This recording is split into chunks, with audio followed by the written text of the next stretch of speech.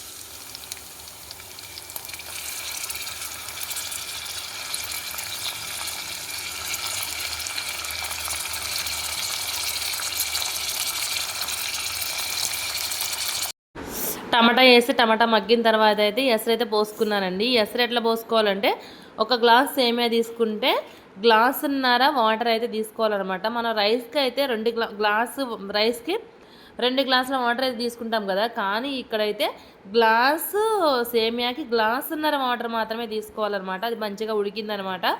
ఇప్పుడైతే పిల్లలకైతే వడ్డిస్తున్నా చూడండి. అసలు ఎంత లుకింగ్, అసలు ఎంత టేస్ట్ ఉందంటే సూపర్ అయితే ఉంది. పిల్లలైతే ఫస్ట్ వద్దన్నారు, తర్వాత నేను తినేది కూడా లాక్కొని అయితే తినేసారనమాట. వీడియో నచ్చిందా? లైక్ చేయండి, కామెంట్ చేయండి. Bye friends.